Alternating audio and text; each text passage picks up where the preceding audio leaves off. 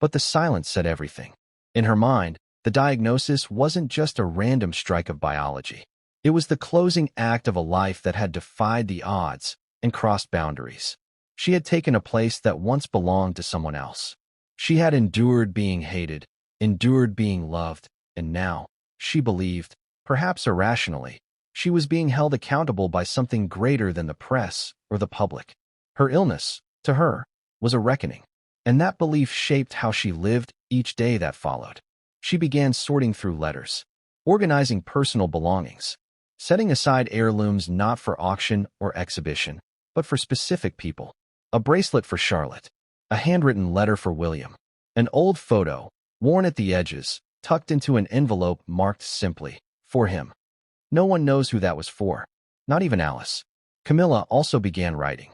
Not a memoir. She had no desire to feed gossip. It was something quieter, more intimate. A series of notes, reflections, and confessions intended only for her grandchildren. She wanted them to know her not as a title or tabloid figure, but as a woman, a grandmother, a flawed, complicated human being who had loved, failed, fought, and finally, accepted. These quiet preparations were done in solitude, shielded from both public curiosity and royal protocol. No staff was asked to assist. No announcements were made. But the palace walls began to hum with awareness. Something was happening. Something important. Something irreversible. And still, no one knew the full truth. Because in Camilla's mind, that truth was hers to carry. And carry it she would, gracefully, silently, until the weight became too much. In the grand illusion that is monarchy, the performance is everything. No matter how heavy the crown, how fragile the smile, or how fractured the soul beneath the regalia, the show must go on. For Queen Camilla, the facade of strength had always been her armor. She had worn it for decades, long before she ever took the title of queen consort. But as autumn melted into winter and her diagnosis loomed like a shadow she couldn't outrun, something in her began to shift. Not suddenly, not dramatically. It was more like a quiet evaporation, an invisible retreat. She became a ghost within the palace walls. At public events, she was present, but not truly there. She smiled on cue, waved dutifully, offered her usual quips with a softness that hadn't been there before. But there was no fire behind her eyes. No spark of the woman who once matched Charles in spirit and sarcasm. It was as though part of her had stepped back into the margins of her own life, watching herself go through the motions like a spectator rather than a participant. Those closest to her saw it clearly. She's moving through a world that no longer belongs to her. One longtime palace aide whispered to a confidant. As if she's preparing to say goodbye before anyone knows they need to. It wasn't just in her demeanor. Her presence was diminishing in subtler ways. Her once frequent visits to patronages became rare. When she did attend, she stood farther back, let others speak longer, and quietly slipped away before the cameras could catch her weary expression. Photographers began to notice that their lenses struggled to capture her as vibrantly as before. In pictures, she often looked distant, slightly out of focus. Her gaze always pointed somewhere past the horizon. It didn't take long for whispers to surface among the royal correspondents. "She's fading," one columnist wrote cryptically in an op-ed that avoided direct accusation but pulsed with implication. Still, no official statement came. Because how could there be one? The queen consort of the United Kingdom was not about to declare herself a dying woman. That would shift the entire emotional balance of the monarchy. Instead, the palace continued to release polished photos and neutral press releases. But even within those curated moments, Camilla's fading presence was unmistakable. There was one moment, however, that pierced through the performance. It took place at a royal art exhibition hosted at Hampton Court Palace. It was a modest affair by royal standards, designed to celebrate British painters who had emerged during the pandemic years. Camilla had long been a patron of the arts. She believed deeply in creative expression as a form of resilience. But on that day, as she made her way down the gallery, her expression was strangely hollow, until she stopped in front of one particular painting. It was a portrait of a woman in profile, regal, but weathered. She looked out across a landscape shrouded in fog, holding a letter in her lap. The title of the piece was Still Here. Camilla stared at it for a long time, longer than was appropriate. The room fell into silence. The guest shifted uncomfortably. Her security detail subtly took a step forward. Then she spoke. "Some days," she said softly, "I wonder if that's me. Still here, waiting for something that will never come." It was a moment so raw, so unscripted, that everyone froze. No one knew how to respond. And within seconds, Camilla caught herself, smiled faintly, and moved on. But those words lingered. Still here, waiting. It was the first time she had spoken openly, even metaphorically, about the emotional limbo she was now inhabiting. A limbo made more painful by her history. Because while many in Britain had come to accept Camilla as queen, there remained a quiet but enduring sense that she had never truly earned her place. That she existed as a permanent footnote to Diana's legacy. And perhaps, in the privacy of her own thoughts, Camilla felt it too. Though she had been married to Charles for nearly 2 decades, though she had stood by his side through crisis and coronation, the specter of Diana never faded. It hovered over every public event, every mention of the crown, every tabloid headline that dared to juxtapose the two women. In her heart, Camilla knew that no matter how many years passed, she would always be compared. And in those comparisons, she would always be the second choice. Now, facing the silent march of illness, that feeling deepened into something almost poetic. She wasn't just preparing to exit the stage. She was preparing to do so as the woman who had lived in someone else's spotlight for half her life. And there was a haunting sadness in that realization, the kind that clings to the edges of mirrors and settles into the corners of empty rooms. At night, Camilla began spending more time alone. Charles, burdened by his own duties, often found her in the early hours of the morning seated by the fireplace in her study, scribbling in a small leather-bound notebook. She refused to say what she was writing. He didn't press, but he noticed the pages filling quickly and the dark circles under her eyes deepening with each passing week. In those late hours, she became reflective. Memories surfaced, some welcomed, others not. Her early years with Charles, the stolen weekends at Highgrove, the frantic calls during the Diana years, the humiliation, the shame, the sense of being hated by millions. And later, the strange, quiet acceptance that came with age. Camilla had never asked for the crown. Not really. She had fought for love, yes. But the throne was Charles's destiny, not hers. She had walked beside him out of loyalty, out of survival. And now, on the other side of it all, she found herself holding a title that never quite fit. "Queen," she whispered to herself once, alone in her dressing room, staring at her reflection. Or placeholder? She didn't say it with bitterness, just curiosity, as if she were asking a question that had no right answer. Those who worked closely with her began noticing something else. Camilla was less interested in legacy. For years, she had been deeply involved in shaping her public image. She had collaborated closely with PR advisors, refined speeches, fine-tuned wardrobe choices. But now, she seemed disinterested. "She's letting go," one staffer observed. "Of everything." The palace tried to counter the growing rumors with appearances, photo ops, joint interviews.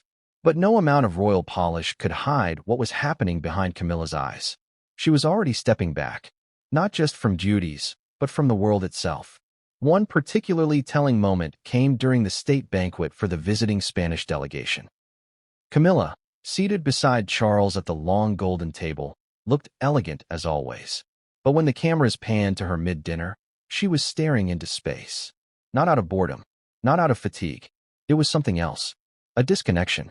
As though the conversation, the grandeur, the diplomatic significance, it all belonged to another world, one she was no longer part of.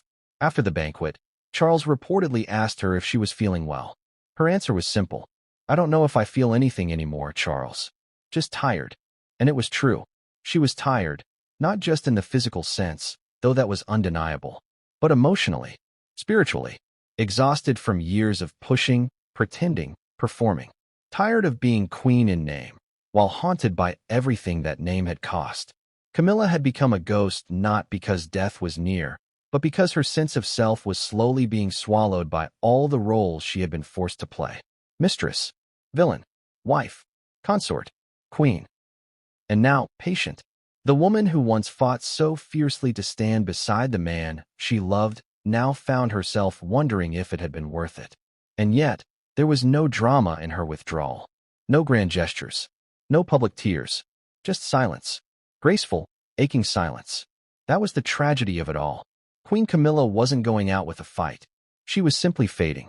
The confession did not come at a palace. Not in a briefing room. Not under the shadow of a crown or the watchful eye of the press. It came in one of the quietest rooms at Sandringham, where the royal family had gathered for what should have been a cheerful seasonal retreat. The fireplaces crackled with warmth, the trees had been decorated by grandchildren, and royal chefs prepared dishes with rehearsed perfection. But beneath the festive atmosphere, a heavy silence lay in wait. Camilla had spent most of the afternoon alone, seated by the window of the estate's drawing room. From there, she could see the old oak trees whose leaves had already surrendered to winter's grip. She watched the branches sway, skeletal and stripped, and found in them a strange, cold comfort. That was how she felt lately. Weathered, hollow, still standing, but bare. Charles entered the room quietly just after dusk. The staff had been instructed not to disturb them. He was carrying 2 glasses of whiskey, a rare indulgence he shared only with Camilla when they were far from public eyes. He handed her one, but she barely acknowledged it. He sat down beside her, not pressing. He didn't need to. Something in her stillness already told him this was the night. They sat for minutes in silence. Not awkwardly, never awkwardly. They had always understood each other without needing to speak. But even Charles, who had known Camilla through every phase of her life, every scandal, every sorrow, could sense something irreversible was taking shape. "I'm tired, Charles," she finally said. And not in the way that can be fixed with rest. He turned toward her.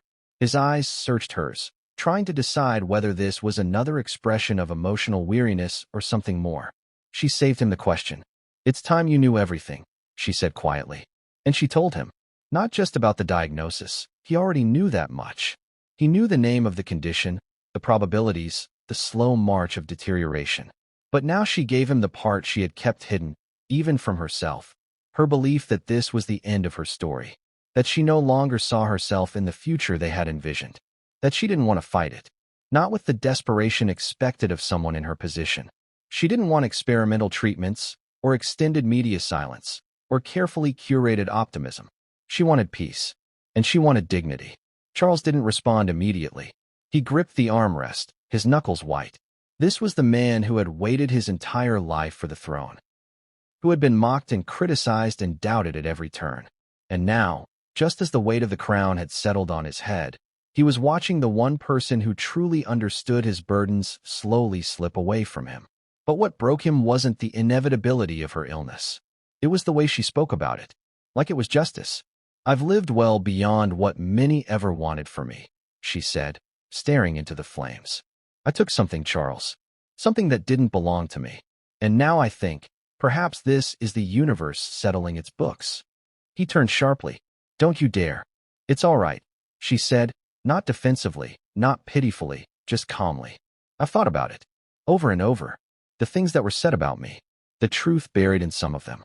And I can't help but feel that maybe this is the consequence I've always managed to avoid." He shook his head. "Camilla, we've built a life. A real one. Not in secret. Not in hiding. We're here. Together. You're my wife. My queen. You belong here as much as I do." She looked at him with a kind of sadness that comes only from love. Deep love. A love weathered by war. "I've belonged because you made it so, Charles. But I don't know if I've ever truly been accepted by anyone else. And if I go now, it will hurt. Yes. But maybe it will also make things easier. For you. For the crown." Charles stood up. The whiskey glass trembled in his hand. He was silent for a moment, collecting himself. "Don't ever speak as if your absence is a gift," he said, voice cracking. "The monarchy doesn't need your sacrifice. I don't need it. I need you." Camilla looked away. She couldn't meet his eyes. Not because she didn't believe him, but because she did. And belief made it harder. "Promise me," he said suddenly, kneeling beside her chair. "Promise me you won't vanish. That you won't disappear before you have to." "I'm not going anywhere yet," she whispered.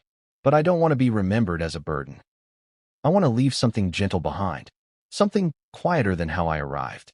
He rested his head against her knees, overwhelmed by the weight of a grief not yet realized. For a moment, they were not king and queen. Not rulers, not symbols, not faces of an empire. Just a man and a woman, lovers long misunderstood, clinging to one another in the stillness of an old room filled with flickering firelight and the scent of pine from the Christmas garlands. Later that evening, when staff returned to clear the room, they found the whiskey glasses untouched. The fire had dimmed to embers, and the Queen's notebook was left open on the table. Scribbled in her familiar handwriting, a single line stretched across the page. There is no glory in being right, only in being kind. It was the first time Charles had ever seen her handwriting tremble. The monarchy thrives on visibility. It survives not through brute force or political control, but by being seen. Shaking hands, cutting ribbons, offering smiles that assure the nation all is well, even when the walls of the palace are trembling. Camilla knew this better than most. She had once been the woman behind the curtain, the unspoken presence in the royal narrative. Now, ironically, she was the face beside the king, the queen consort of a kingdom still uneasy with her title. But that uneasy acceptance brought duty. It demanded performance. And despite the growing darkness in her private life, she stepped out once more to fulfill it. The event was a charity fundraiser for children's cancer research, held at an upscale hotel in London. The venue was grand but intimate, decorated in subtle golds and creams, with soft music playing in the background and well-dressed guests murmuring over glasses of champagne. It was a familiar setting. Camilla had attended dozens of these throughout her public life. Only this time, everything felt different. She arrived in a tailored navy gown, her silver hair swept back elegantly. From a distance, she appeared as regal and composed as ever. The cameras flashed. Royal correspondents took notes. Social media erupted with early glimpses of her entrance. But those who looked closely could see it. The slight stoop in her shoulders, the way she gripped her clutch a little too tightly, the pause before each step. Inside the ballroom, a hush fell as the king and queen entered. Charles took his place at the head of the room, offering formal greetings to dignitaries and trustees. Camilla remained close by, smiling softly, listening more than speaking.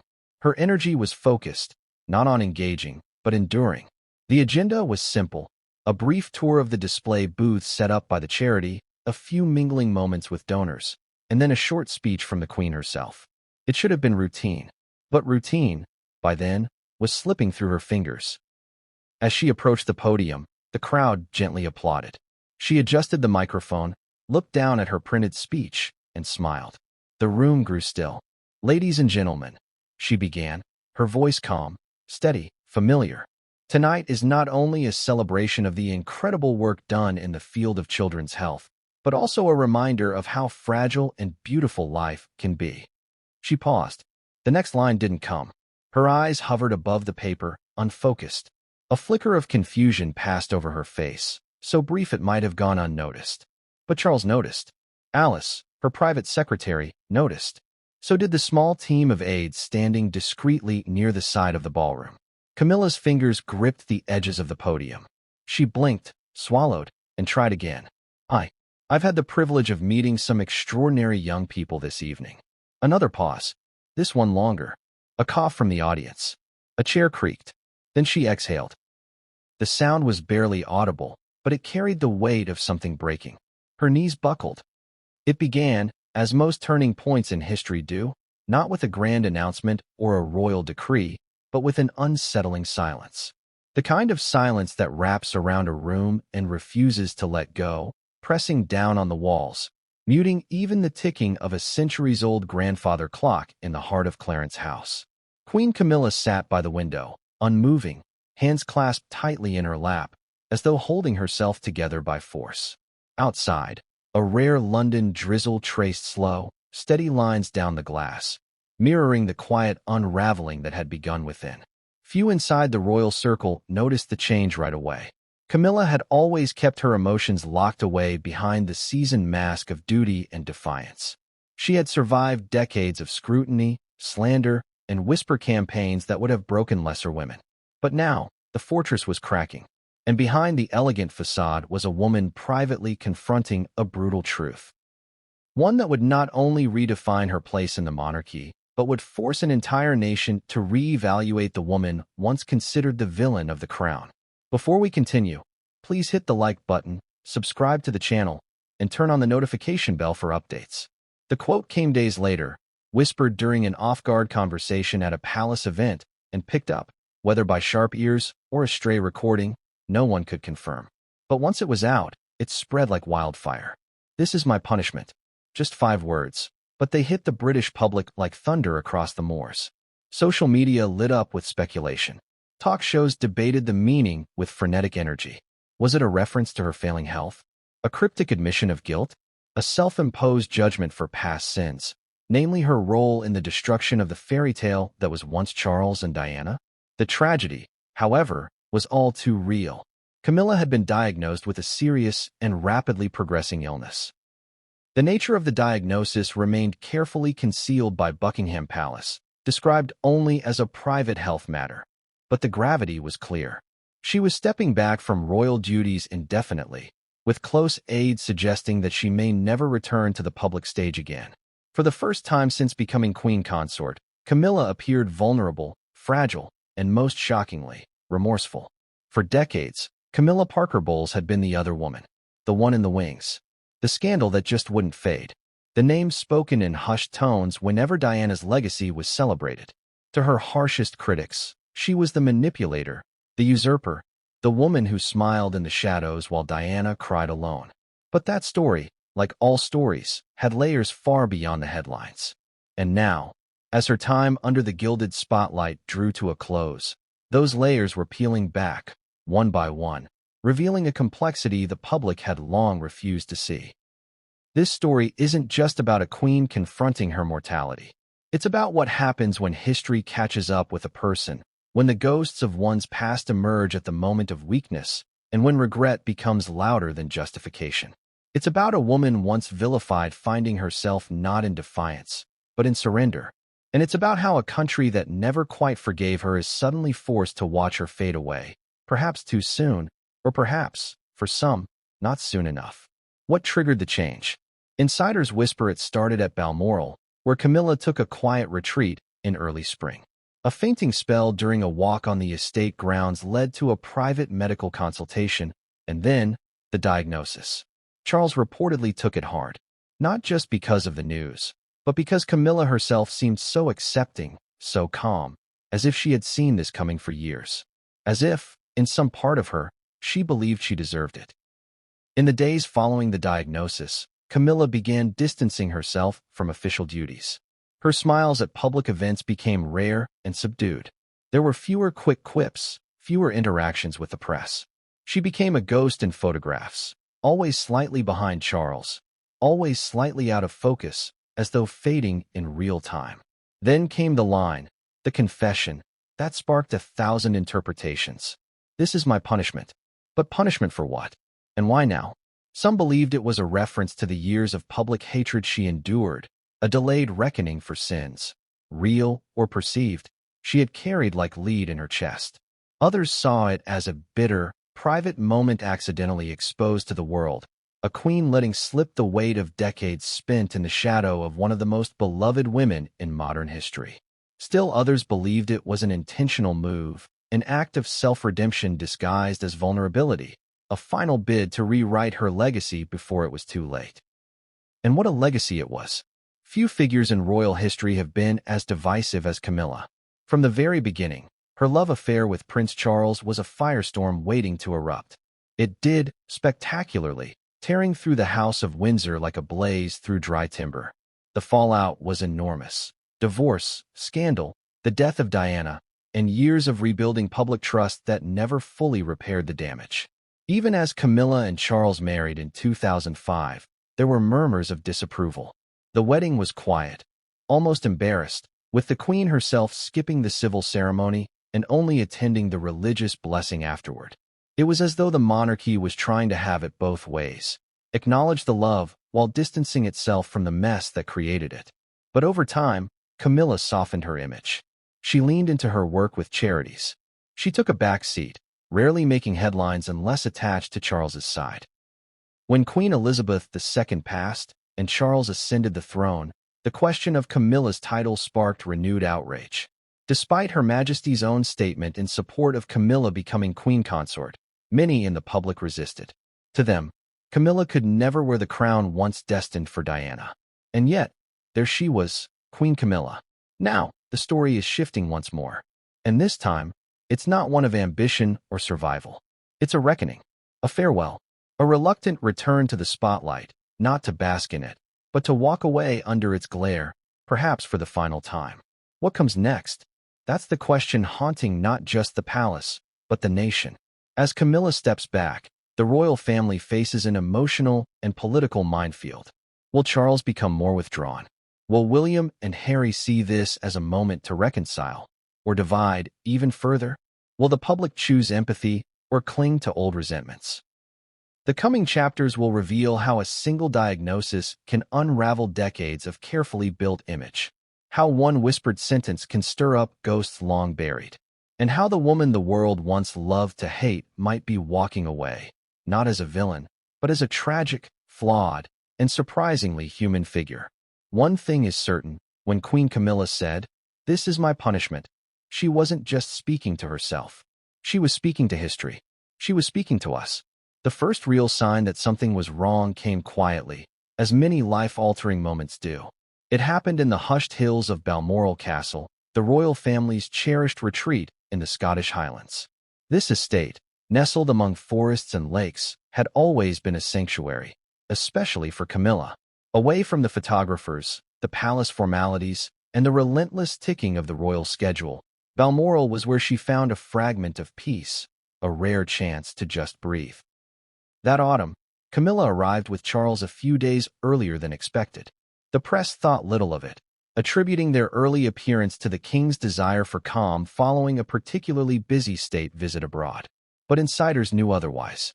They had seen her at the airport, moving slower, favoring her right side, her smile just a little too practiced. When asked by staff if she was all right, she waved it off with her usual quip, something about needing to drink more Scottish whiskey and less tea. It was classic Camilla, deflect with humor, dodge with charm. But there was no laughter in her eyes. It was on the second day at Balmoral, during a brisk morning walk near the River Dee, that it happened. The royal couple, accompanied by just 2 security aides at a distance, had been following a familiar trail. Camilla was wearing one of her usual countryside ensembles, tweed coat, flat cap, brown leather gloves. She looked the part.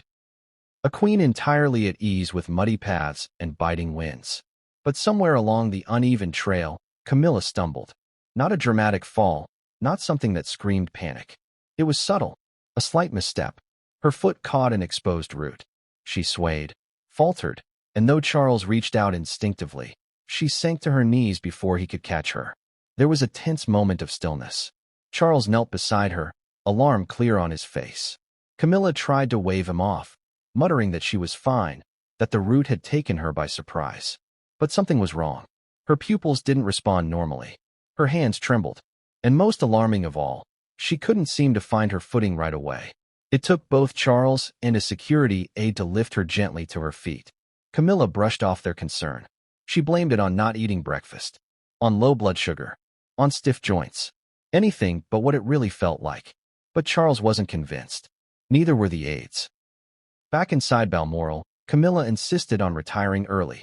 She skipped lunch, skipped the usual walk through the rose gardens. By evening, she hadn't left her suite. Charles, who had long grown accustomed to her quiet independence, found himself uncharacteristically worried. That night, he called the royal physician, requesting discretion above all else. Whatever this was, it had to be examined and kept secret. The following morning, a physician quietly arrived by helicopter under the cover of routine security movements. Camilla submitted to a battery of tests: blood pressure, neurological exams, physical reflexes. Still, she insisted it was nothing. She smiled through the pokes and prods, laughed about being poked like a Christmas pudding. But even the jokes couldn't mask her confusion when, during a simple eye-tracking test, she lost focus for a moment and visibly recoiled. It was subtle. Most wouldn't have noticed. But to trained eyes, it was concerning. Within hours, she was advised to return to London for further tests. The medical team wanted imaging, scans, and specialists. Camilla resisted. Charles pressed. Eventually, she relented. Back in London, Camilla underwent a full round of diagnostic tests. Weeks passed in quiet tension. The press noted her absence, publishing speculations about royal fatigue, a minor cold, or perhaps just some downtime before the holiday season. But behind palace doors, the atmosphere was shifting. What made this moment so crucial, what made it the true beginning of the story, was not the stumble itself, but the way it unraveled something tightly wound within Camilla. She had always been a woman of firm control. From the earliest days of her clandestine relationship with Charles to her stoic transition into royal life, she had held herself with a composure that bordered on defiance. She endured being painted as a homewrecker, a mistress, a parasite feeding off Diana's misery. Through it all, she never asked for sympathy. She didn't want it. She didn't believe she needed it. But now, alone in the quiet of her private quarters at Clarence House, the first cracks began to show. Her body betrayed her. Her certainty wavered. And in the soft twilight of her reign, she started to feel what she never allowed herself to before: fear. Her staff noticed small changes in the following days. She no longer stayed late in her reading room. She no longer reviewed every speech or agenda item with her usual scrutiny. She became more easily irritated than just quiet. Her public appearances, when they resumed, were shorter and her energy dimmer. During one particular event at a literacy charity she'd supported for over a decade, she paused midway through her speech, staring at the teleprompter for a full 6 seconds before finding her place again. No one in the audience flinched, but her longtime aide, standing just off stage, turned pale.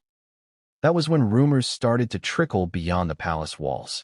Whispers of exhaustion, of private medical visits. Royal watchers, some with more credibility than others, began comparing old footage of Camilla with new. Was her posture different? Had her left hand been twitching during that greeting? Why was she no longer writing? Still, the palace maintained silence.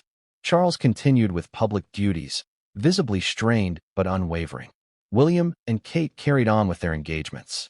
Harry and Meghan, thousands of miles away in California, made no comment, though sources later claimed Harry was made aware of the situation privately. It's easy to forget, amidst the grandeur of crowns and carriages, that these people are human. But in that stumble on a Scottish path, in that momentary lapse of balance, Queen Camilla ceased being just the monarch's consort. She became a woman facing her mortality. And behind her, dragging like a shadow in the gravel, was a lifetime of public scorn, unhealed wounds, and the unspoken question: would the world mourn her, forgive her, or forget her? She did not speak openly of the fall afterward. Not to the public, not even to close friends. But those who knew her best say something changed in her eyes. There was a new distance there, a quiet calculation, as if she knew the countdown had started. She had lived her life walking a narrow bridge, balancing the love of a king on one side and the fury of a nation on the other. That stumble in the woods? It wasn't just a physical slip. It was the symbolic start of a long, slow descent. And she knew it. After the stumble at Balmoral and the discreet flurry of medical attention that followed, Queen Camilla returned to London under a cloud of quiet urgency. Officially, the public was told little. The press was informed of a routine checkup, nothing more. No one outside her closest circle suspected that something was deeply wrong, and that was exactly how she wanted it. Camilla had always fought her battles privately.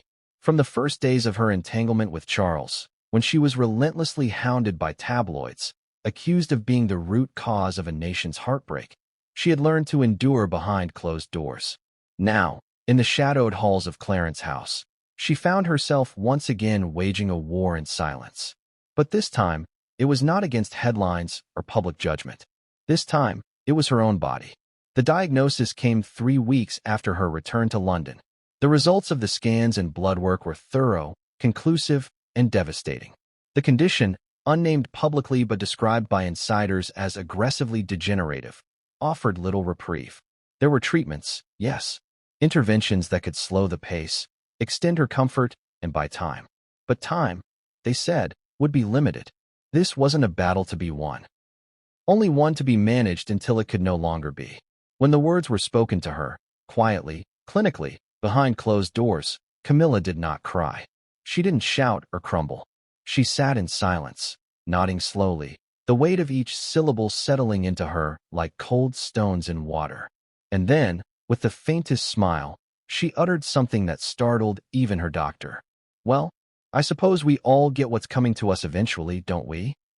It wasn't a flippant remark. It wasn't even bitter. It was resolved. The words came from a place that had long been prepared for consequence. And for the first time, her doctor saw something behind the Queen's eyes he hadn't expected. Not fear, but acceptance. Still, the world outside her chamber doors could not be allowed to see what was happening. The monarchy, after all, is built on continuity, stability, strength. Camilla understood this better than anyone. So, she made a decision. No public statements, no leaked details, no visible weakness. Life would continue. Duties would be carried out. Appearances maintained. She would hold herself together with the same steel spine that had kept her upright for decades. But even steel bends under pressure. The first cracks began to show in small ways. Ways that only the most observant would notice. At one engagement in Kent, a longtime friend remarked that Camilla's gait had changed. At a charity luncheon, she was overheard forgetting the name of a foundation she'd supported for 15 years. At Windsor, a staff member quietly requested a duplicate speech be printed in larger font. None of these were conclusive, none of them provable. But behind palace doors, those closest to her knew what was happening. Her private secretary, Alice, perhaps understood it better than anyone. She had served Camilla for nearly a decade, having watched her evolve from Duchess of Cornwall to Queen Consort with dignity and shrewd charm.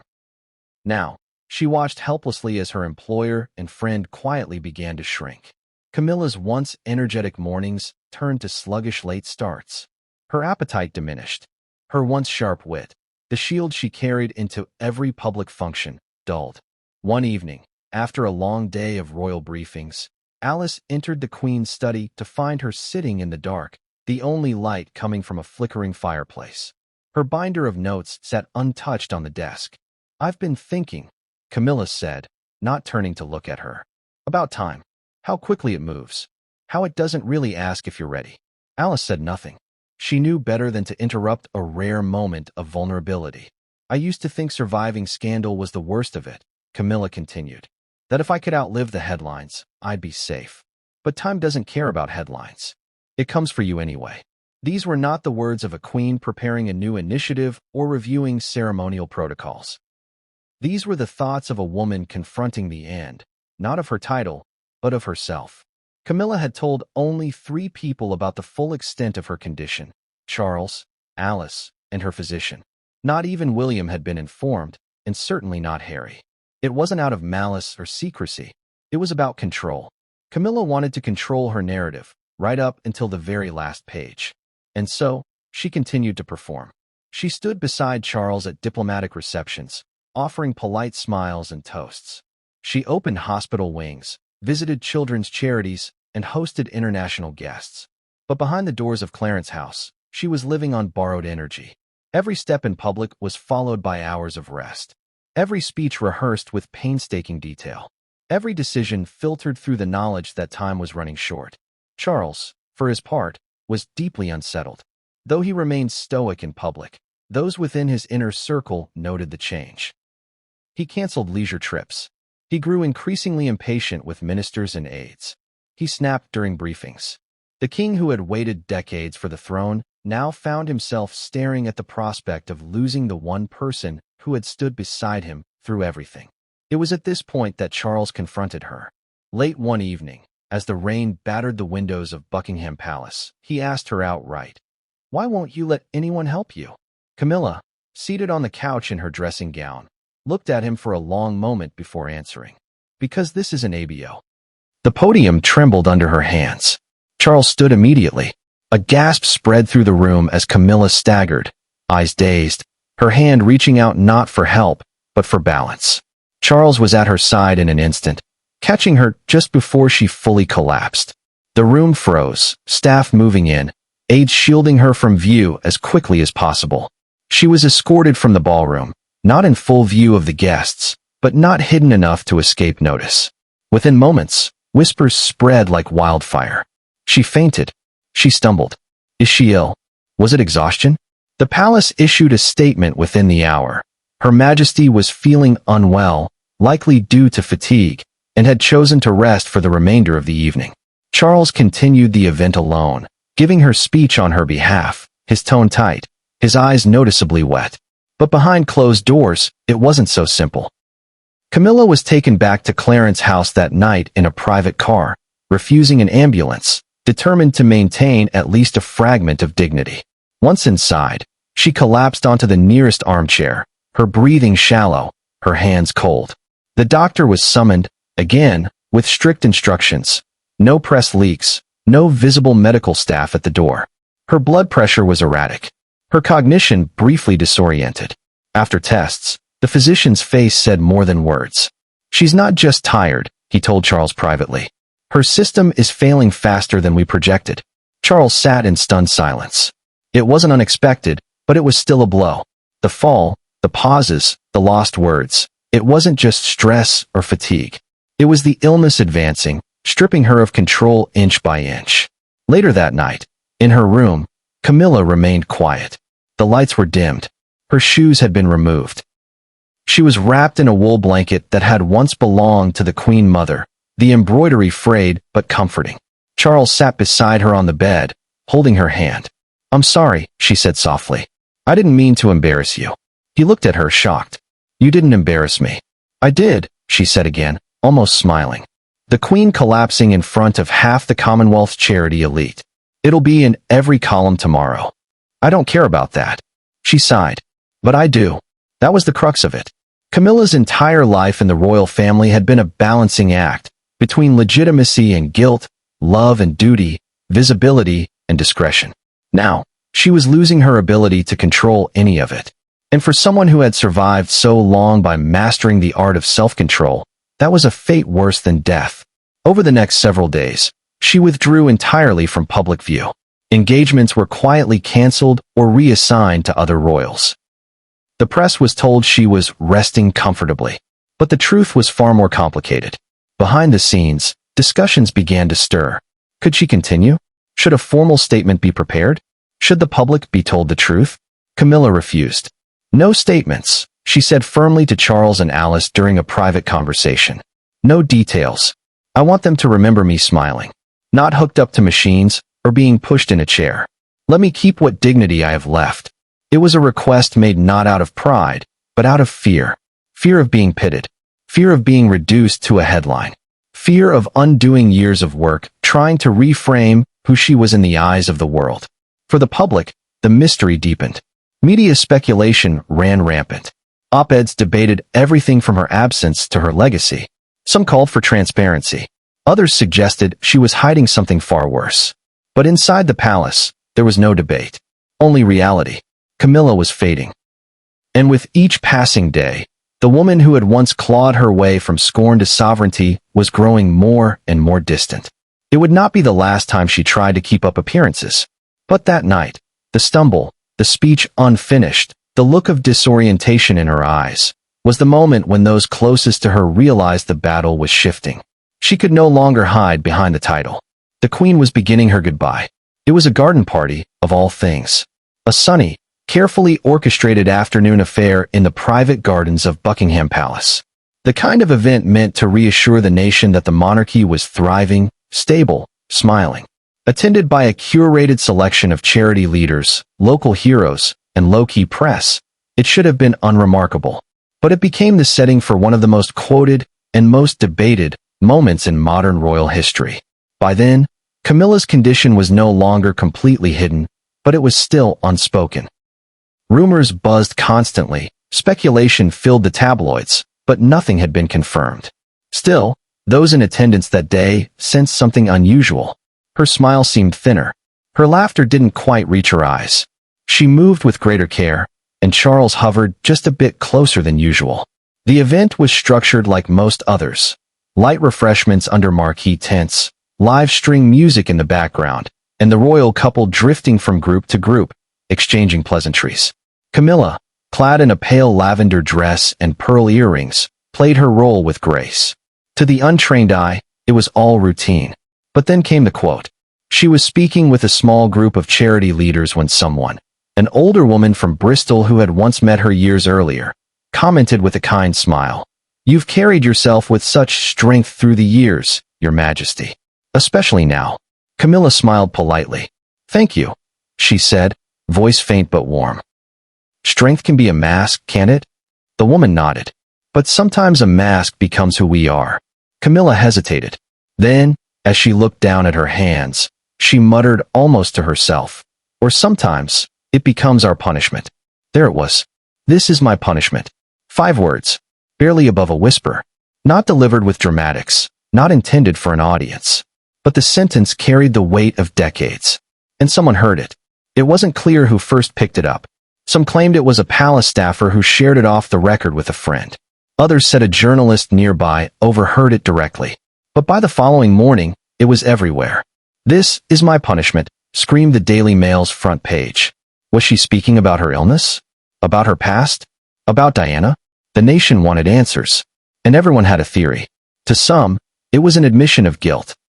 A subtle confession that Camilla still carried the weight of her role in the breakdown of Charles and Diana's marriage. The internet was ablaze with interpretations.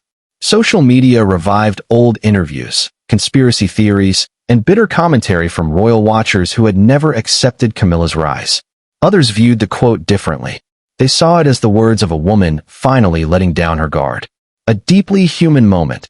Too human, some argued, for a royal figure.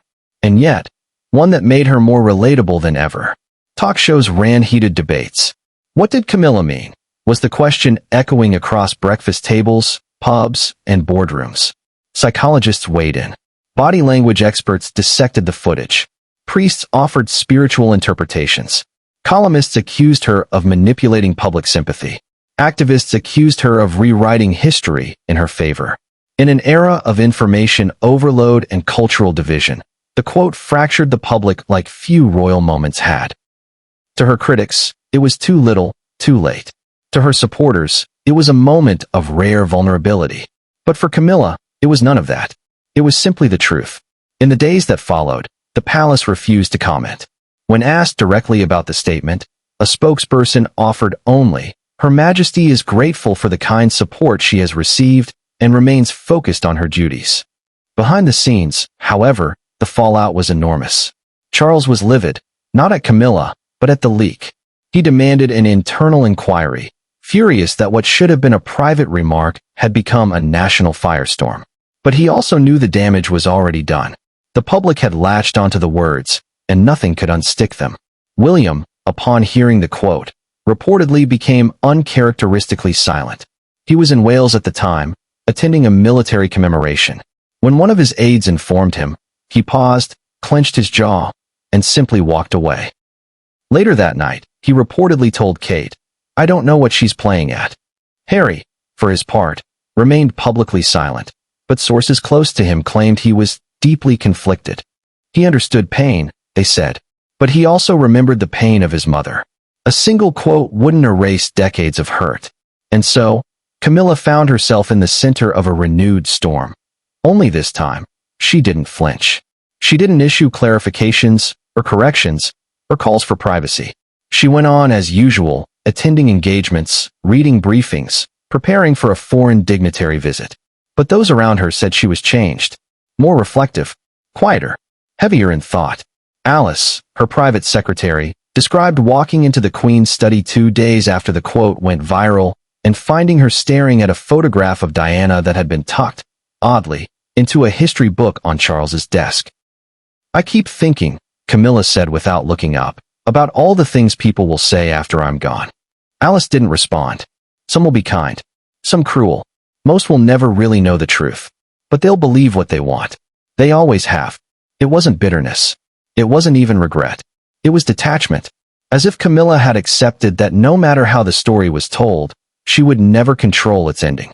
That weekend, in a private chapel service attended only by family and a handful of aides, Camilla sat alone in the front pew, separate from Charles.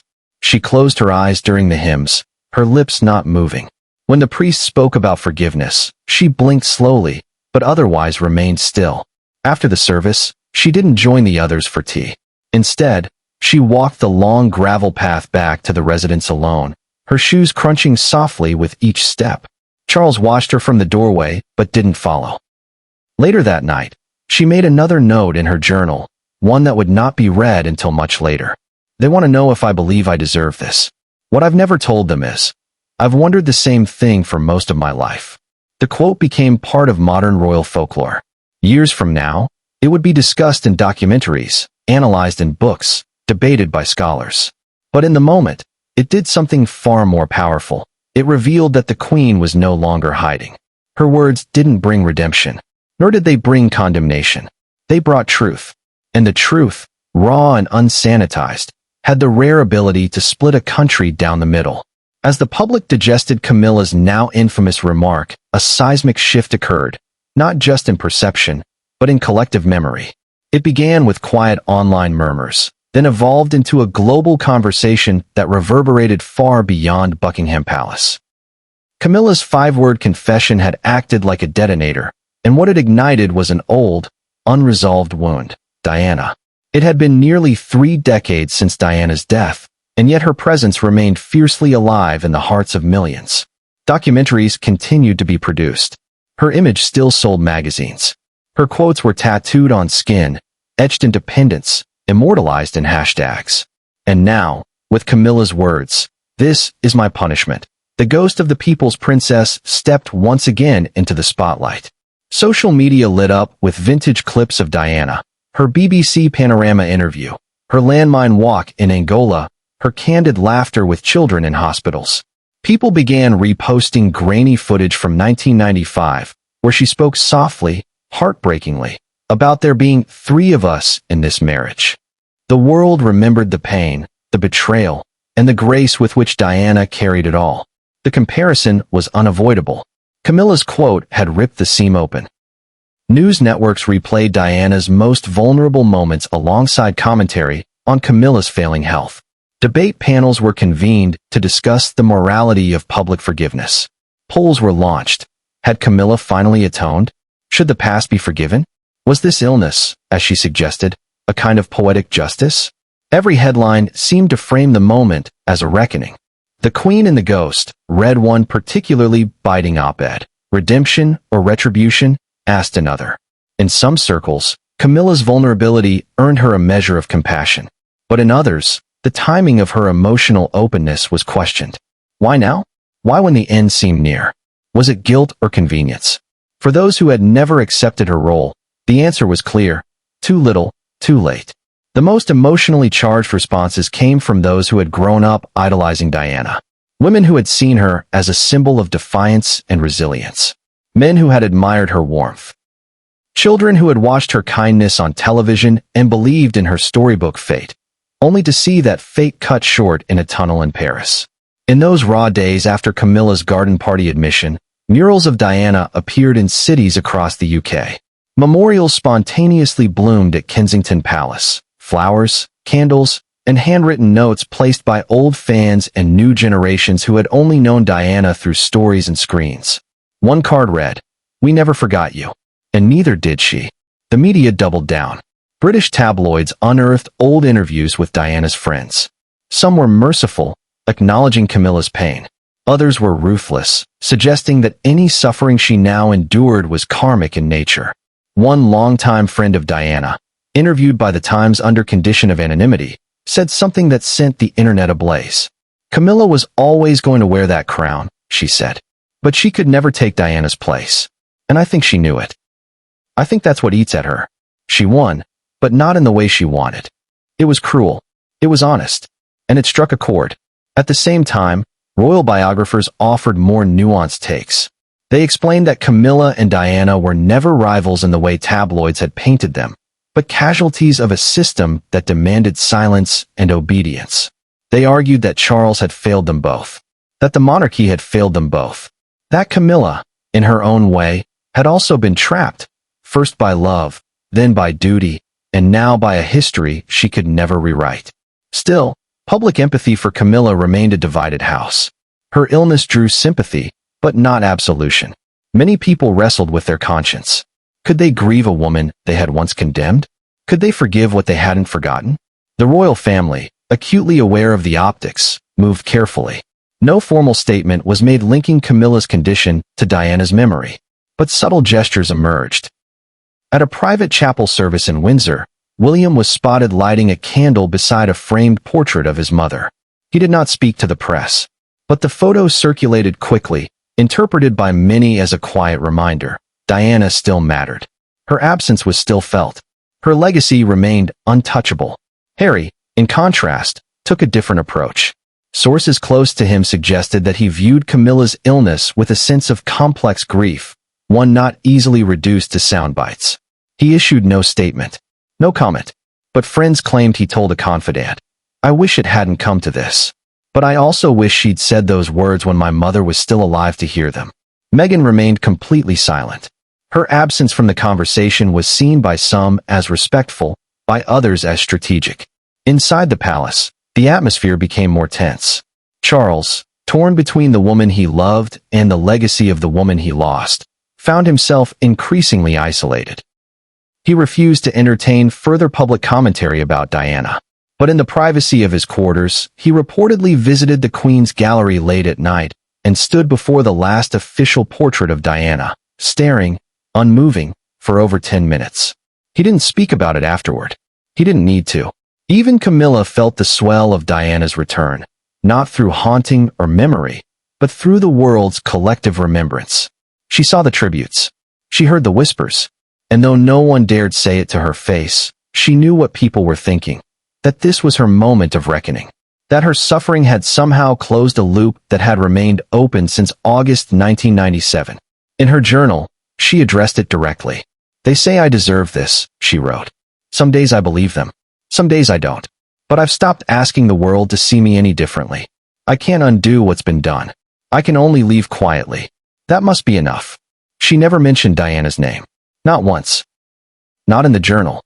Not aloud. But her presence was everywhere. Camilla's health continued to decline, slowly but perceptibly. She reduced her appearances, delegated duties, declined interviews. But she never issued a farewell. She never asked for forgiveness. And perhaps that was the most honest thing she could have done.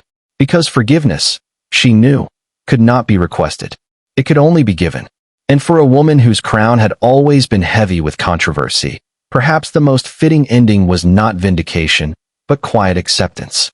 When news of Queen Camilla's tragic diagnosis and her haunting remark, "This is my punishment," reached the public, reactions were as varied as the royal family itself.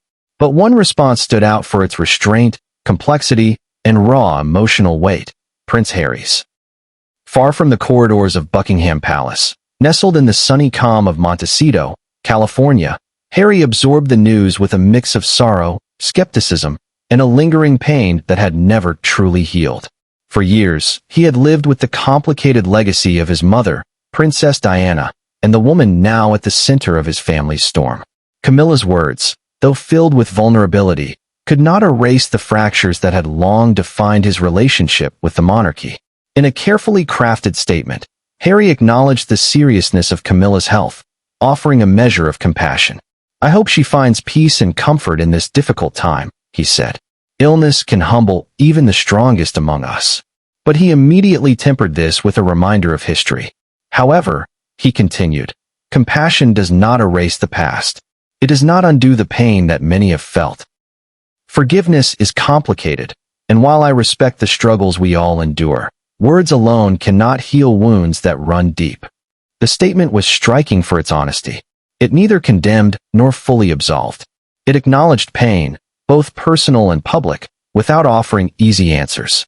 Harry's words resonated deeply with many who had followed his own struggles since stepping back from royal duties. His openness about mental health, his candid interviews, and his advocacy for healing had made him a figure both admired and scrutinized.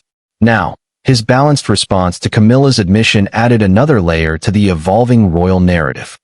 Social media quickly exploded with reactions. Supporters praised Harry for his measured tone, recognizing the delicate position he occupied, balancing loyalty to family with personal convictions. Critics accused him of failing to show unity, of keeping wounds open unnecessarily. The British tabloids, often harsh toward the Sussexes, dissected the statement, questioning its timing and intent.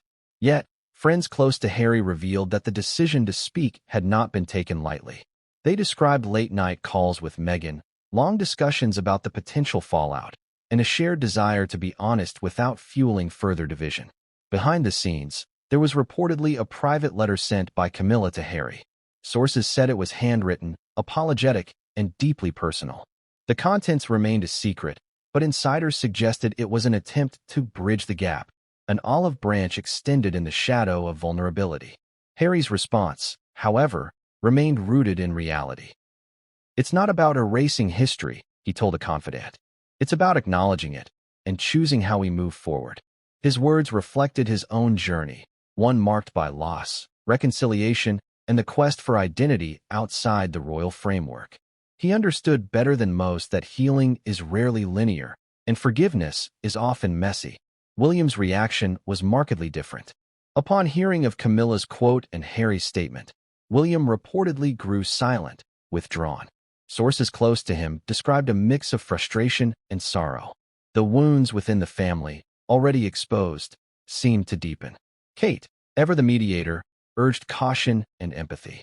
She encouraged William to consider the broader picture, how illness and vulnerability could shift perspectives and open doors for healing.